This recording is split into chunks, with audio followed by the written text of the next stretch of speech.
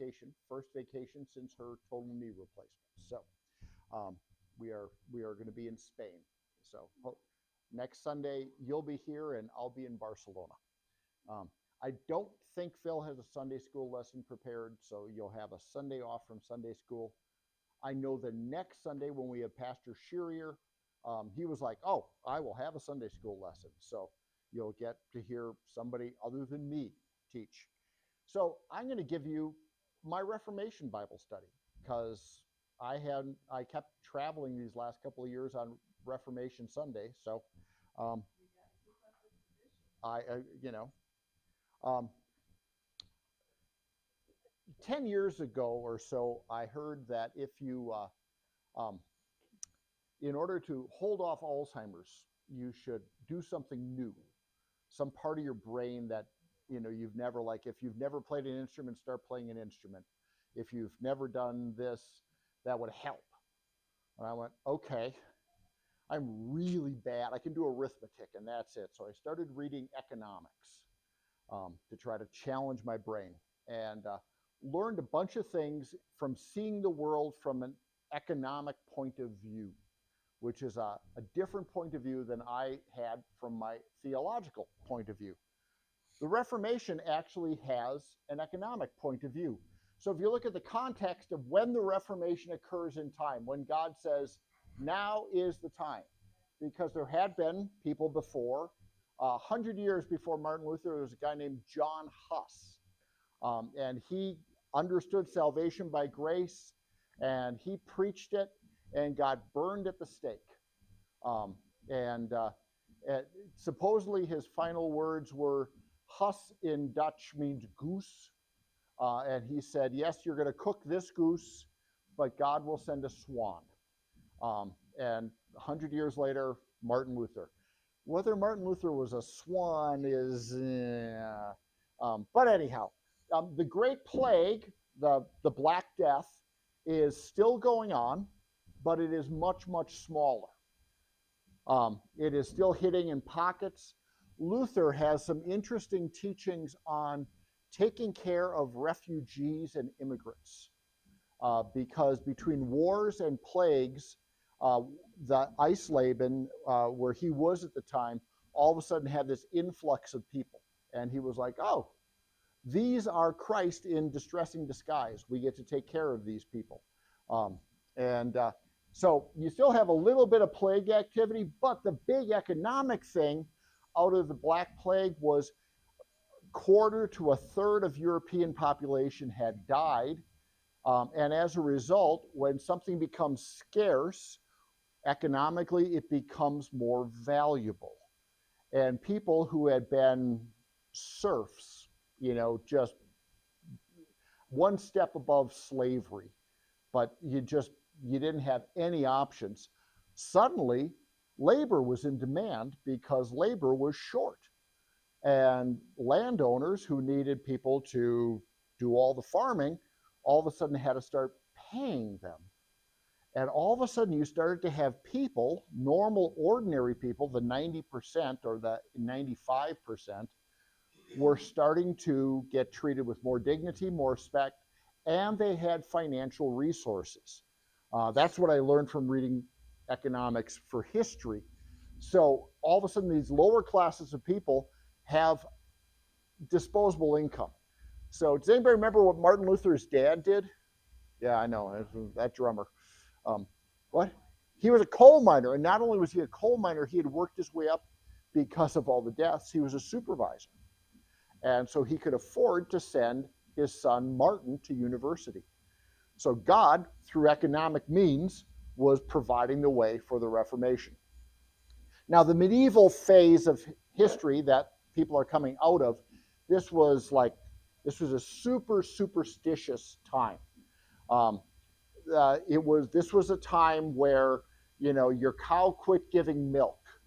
Well, it's because Linda is a witch and she cursed you, and we will have to burn Linda to get your cow to start giving milk again. That's the sort of thing that was happening medieval times.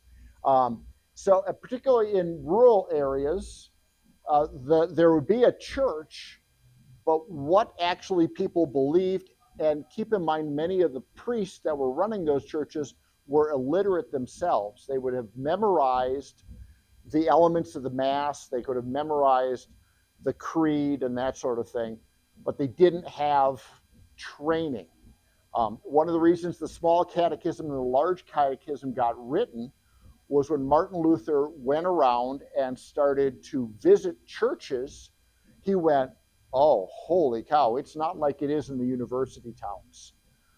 We need to provide for people and the priests to have something to teach, as opposed to just kind of going through the motions of the service. So the small catechism, here's what mine have always looked about like this.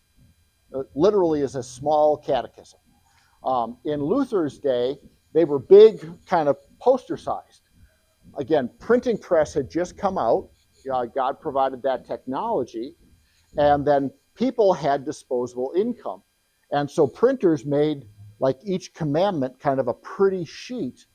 And if you ever decorated the walls of your bedroom with posters, picture people doing that in their homes with pages of the small catechism. First commandment, second commandment, first article of the creed, second article of the creed. We believe, the text, the what does this mean, and the explanation. And so this would be a way that people would bring beauty into their house, or at least cover up the water stain. So it was, they're trying to get substance back into the church as opposed to just having an ecclesiastical veneer. The Holy Roman Catholic Church, absolutely plagued by internal problems and everything else. If you've ever been in Rome and walked through St. Peter's Basilica, that's the church that Luther built, unintentionally. But that was where the next item that we're going to talk about that kicked off the Reformation got started. The Hagia Sophia, which was the biggest church in Christianity, was in Constantinople, what's now Istanbul. It had just been overrun by the Turks, meaning Muslim people, and it was turned into a giant mosque. And so there was this thing of saying, oh, we need to once again have a really big, grand church. And the Pope said, we have just the spot. We'll kind of fix up and St. Peter's tomb and build this gigantic thing. And if you've been in it, you know how huge it is. But to do that, there was problems and conflicts within the church. The church was really enmeshed with civil authority at this point. There was the difference between the Pope and a king was non-existent. It was political power. Popes, rode war horses at the head of their army. Yes. I read biography about Medicis. Yeah. And a couple of them became popes, but the Pope wanted to go to war, and he Yeah. Medicis loaned him money, 33%. Oh, yeah. Gold plates, and and all this. Oh, absolutely. Oh, because the church was famous deadbeats too. Now most kings were. Okay. So remember Christopher Columbus, 1492. That's coming shortly. Okay. But one of the reasons that Spain is interested in sort of having this Portuguese Italian guy go and sail was because they were desperately in need of money. Because Spain had just decided we're going to be pure, and they decided we're going to get rid of. How many of you have heard of the Spanish Inquisition? This was Inquisition time, right? And they were like, through the history of Spain up till that point, Jews, Muslims, and Christians had kind of sort of lived together in relative peace because of commerce. And then when Catherine and forget his name, when they got together, they decided they were going to make it a purely Christian. They were going to re-Christianize the country. They kick out the Muslims and they tell all the Jews, you can convert or leave or die. And what they didn't think through was that was their entire merchant class, all their bankers, everybody else. They all ended up in Holland or the Netherlands, whatever you want to call that area. It goes by a bunch of different names at this point, which is why that little tiny lowland country suddenly became a world power. Was they kind of, Spain did an intentional brain drain and it all went north and settled there. So the church and civil authority are just completely mixed together. And there's that struggle. And this is one of the reasons that I don't do politics at all. I mean, don't get me wrong, I'm politically active. I vote, I engage, I do all those things, but I'll never bring it into the church because my politics and the church should never get intertwined. You're going to hear an editorial from your pastor here. There had been a thing called the Johnson Amendment for years. Since, anybody want to guess who was president? Lyndon, that's right. The Johnson Amendment was, churches, we won't mess with your tax-exempt status if you don't do politics. Okay? That was the grand compromise. About 10 years ago, some churches started going, we think that violates our First Amendment rights. Because it had always been, churches, you can talk about an issue. So you could say, we are opposed to abortion. But you can't say, therefore you must vote for candidate A and not candidate B. You could just say, we're issue voting. And then churches started to say, no, we want to be able to say this. And then the next thing that came, which is where you started to have pastors having their personal convictions going, I believe God has decided this person should be president. And then that's a pretty high endorsement. And it's pretty hard for church people to go, I think I want to disagree not only with my pastor, but with God. And so we ended up with this division. Okay, I'm done with my editorial on the Johnson Amendment. I'm sorry to see it go. I'm going to continue to live as though we're still there because I think it's healthier for ministry and healthier for politics. If you want to talk more about that, I'd happily buy you a cup of coffee and have a long conversation with you about it. But Europe is starting to enter the Renaissance. We're starting to move away from some of this. We're starting to understand how things work. And we're doing less magical thinking and more logical thinking. So the other thing that really happens from a theological point of view is that Jesus is kind of on the side of the whole thing, and the institutional church is the center. So Jesus, God, all that stuff is sort of like, yeah, your obedience to the church is what matters, because the church was the dispenser of God's grace. And if you needed to stay in good with the church. It was theologically called semi-Pelagian. There's this mixture of God gives grace so that you can do the work, so that you earn the grace, so that he will accept you. And we moved away from salvation by grace through faith, like St. Paul talked about. The sacraments were thought to work, throw some more Latin at you, ex opere operato. In other words, if you took the sacrament, you were good. Whether you had faith in your heart didn't matter. If you remember Hamlet, Shakespeare's play, he makes a reference without using the Latin to ex opere operato. Because Hamlet is upset that his uncle, who killed his father and is now sleeping with his mother, and he wants to kill the king of Norway. It's Norway, isn't it? Help me out. No? Okay. Anyhow, he wants to kill the usurper to the throne. He's Prince of Denmark, not Norway. Prince of Denmark. Okay. And he says, but my luck, I would finally get around to killing him right after he's been to confession and received the Lord's Supper, and I'm going to end up sending him straight to heaven. And so I need to catch him in some deep and grievous sin and kill him then, because then he'll go to hell, and then I'll be satisfied for the fact that he killed my father. So there was this understanding that the sacraments, baptism, communion, those things just worked. And whether you had faith or not didn't matter. But as long as you received it, you were good. Faith was largely understood as intellectual assent only, or what the founder of the Missouri Synod, C.F.W. Walther, used to call a mouth faith. Sounds better in German.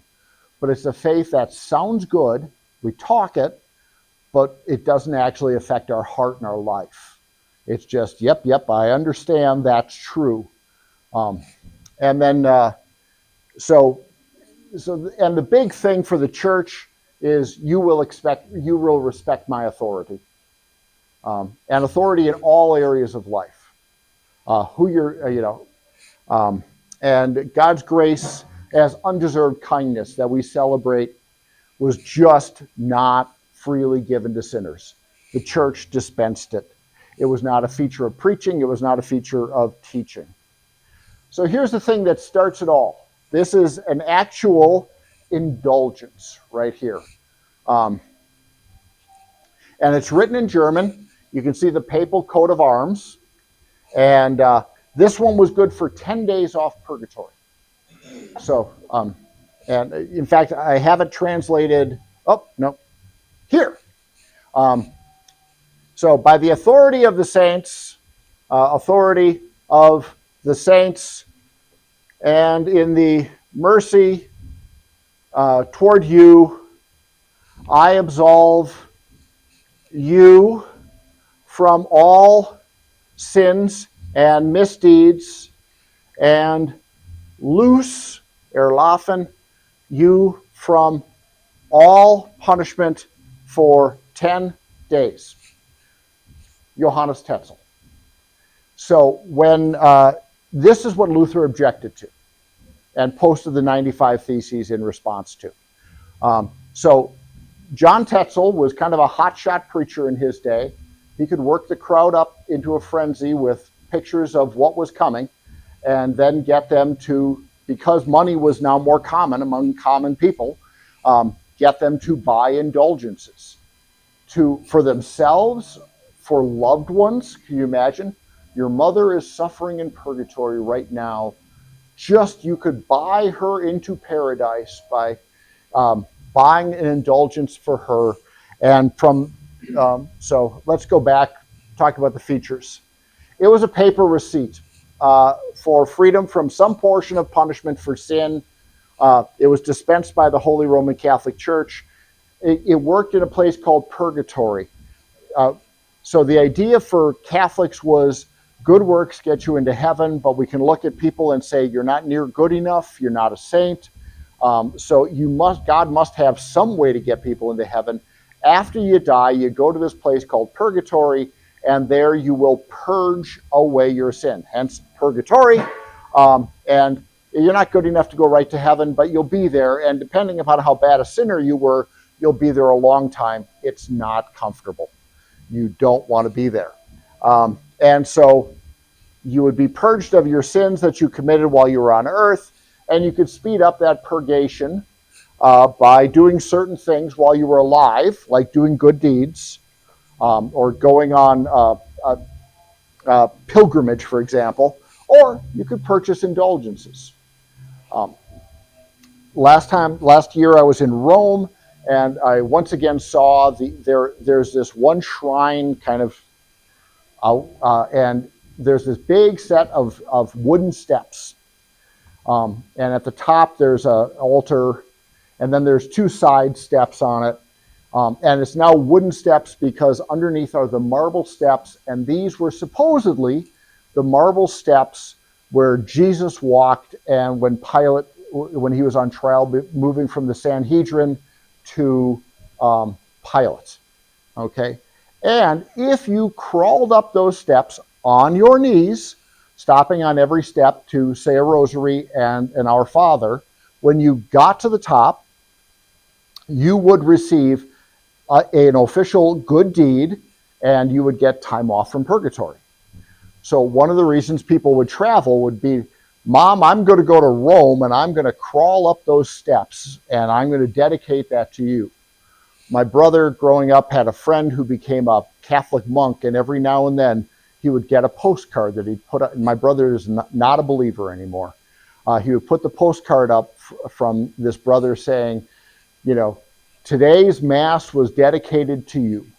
It will be beneficial to you and that sort of thing. Same general idea. By the way, there are still people crawling up those steps on their knees. I was not one of them. You can walk up the other side and just walk up normally and see the art that's at the top. But there's a promise right there. There's a plaque at the door that says, this is good for an indulgence if you do it. So Luther, when he went to Rome, was trying to rack up indulgences. He was trying to help his family, help himself.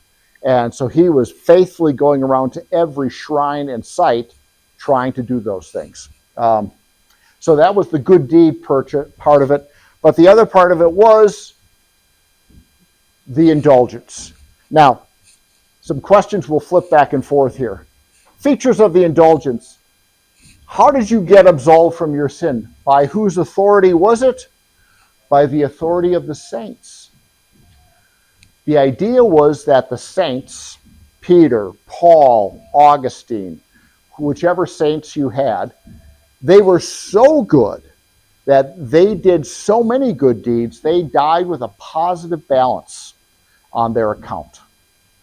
And those went into the treasury of heaven. And the church, therefore, was the steward of those treasures, and they could sell them off or give them away. So it was kind of a sweetheart deal. They got them for nothing, economically speaking, and then they got to charge and live off the profit. Great deal. So by the authority of the saints, and in mercy to you, and then it's, I absolve you. And the I is Johannes Tetzel, John Tetzel. There is a series of couple of schools of thought. In the Lutheran liturgy, quite often you will read and it will say, the pastor will say, I, by virtue of my office as a called and ordained servant of the Lord, forgive you all your sins. And they see that as an example of the office of the keys, that we are unlocking the gates of heaven and letting people in. You may notice at our church we don't do that. I announce the grace of God. You will find some Lutheran pastors who are really into having power. And the power of the office of the keys is a big deal for them. And they're like, I get to announce this. And when I say that, I'm not being egotistical. I'm actually just, because of the virtue of my office and all this stuff. But it comes off really weird. And especially now that we're online, like Dan, who's playing bass now in the band and was here yesterday for training and is working with our young people with Cole and Delka. When he started coming to Lutheran church, raised fundamentalist Christian, he was like, Crystal was showing him the service online. Crystal's his Lutheran girlfriend. And he was going, he doesn't have that kind of authority to say, I forgive you your sins. He's just a man. And she was like, listen carefully. That's not what he says. He says, but I've read a Lutheran hymnal, because Dan's like that. And Crystal was like, no, that's not how we do it at our church. He doesn't say he's doing it because it's Jesus. He's just announcing what God has accomplished. Linda, you want to add? I think that I heard you right. Will you also say something to the effect of forgive us our sins? Oh yeah, because I'm one of us. Yeah. When I was taught at seminary, it was, you were supposed to kind of do that privately before you started the church service. And I went, well, that is silly. I mean, don't get me wrong. I get why you do it, theologically. But that doesn't give an example of we are all in this together. It kind of sets the pastor apart. And I don't think that's healthy. Again, my editorial opinion. Feel free to disagree, and I will buy you coffee and we will talk. So, what's required for the individual to receive absolution? Nothing. You just have to pay money. So how much would 10 days cost? I don't remember. I grabbed this off of the Concordia Historical Institute's website. They offer, if you're into this sort of thing, it's a fun website, and they have historic documents and that sort of thing. I think there was a sliding scale, Ron. I think if you were a nobleman, it was more expensive. If you were a dirt poor farmer, it was cheaper.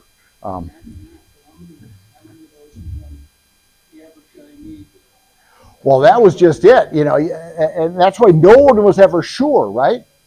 How much forgiveness do I need to buy, to get mom out of purgatory?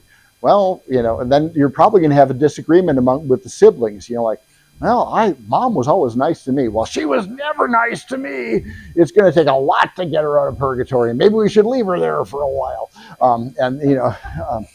But anyhow, so great question, Ron. I will look into it, but I don't have an answer for you right now. How long did the indulgence last? Well, until you needed it. And what did you get? You got forgiveness of sins. And could a common person could all of a sudden engage in this? And again, the purpose of raising the money off the indulgences was to build St. Peter's Basilica. If you've seen St. Peter's Basilica, they raised a lot of money through indulgences. It's a huge, huge, gorgeous building. Let's go back here. Okay, so Tetzel went on this mission to go up into the German hinterland and sell indulgences. And he was, as a result, was bringing forgiveness of sins to people.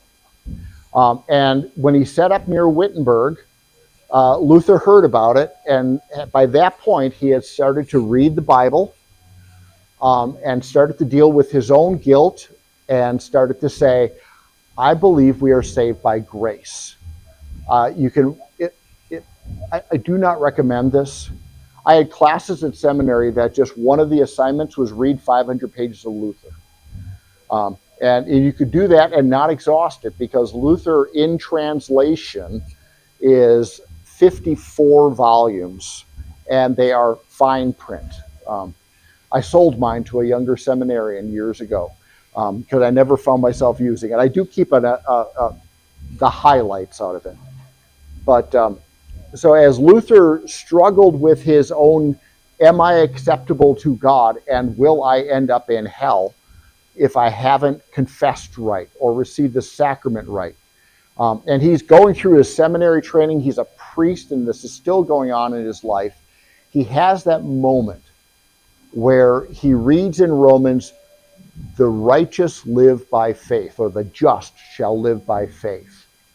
And he realizes it's not my work, but my trust, my faith in what God through Jesus has done, and it comes as a gift. My favorite Bible passage is Ephesians 2, 8 through 10. We are saved by grace through faith for works, is the summation of that. And the church at the time had put works ahead and said, if you do works, God will give you some grace and give you some faith, and you'll get saved. And when you read it in the original Pauline language, you go, it doesn't work that way. God comes to me first in grace. I respond in faith, and as a result, my life is changed. And I produce good works.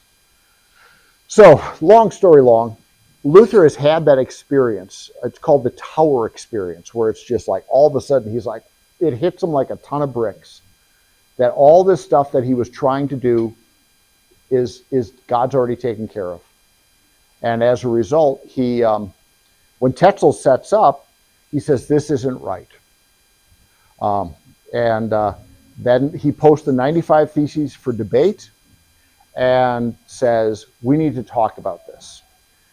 He was not trying to set up his own church or anything else. He's just trying to say, I have a theological issue and we should talk about it.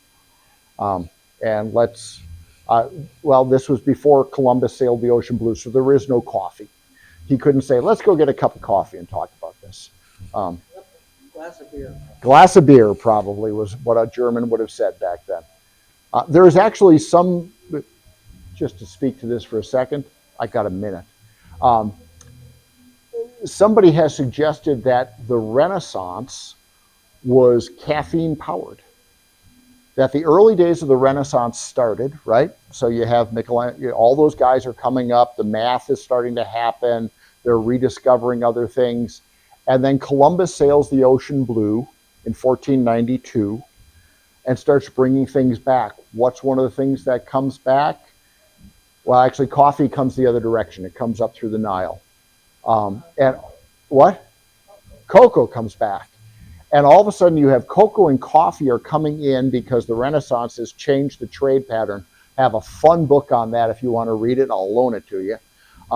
And instead of getting together and having a glass of wine, especially first thing in the morning, guys are getting together and having a cocoa or getting together and having a coffee. And instead of being buzzed all the time, alcoholic-wise, they're buzzed on caffeine. And all of a sudden, all these ideas are flowing. Like the first time you've had like a double espresso in your life and you're going, oh man, oh. The whole country, was kind of, people were going, oh man, we could do this. What about that? And the rebirth. So it's a theory. You can't prove it, but it sure struck me as fun. All right. So next Sunday is Jeff Sherrier. I'm sorry. No, next Sunday is Pastor Sherrier. You will have Sunday school next Sunday. Pastor Sherrier will be preaching on the Reformation and leading Sunday school. On the 2nd of November, I will be flying home, and Phil will be preaching on All Saints' Day. I think the men's chorus is singing on that day, too. All right. So, folks, I will see you in a couple of weeks. Go in peace, unless you're coming to second service, at which time you'll still see me this week. Go in peace. Serve the Lord.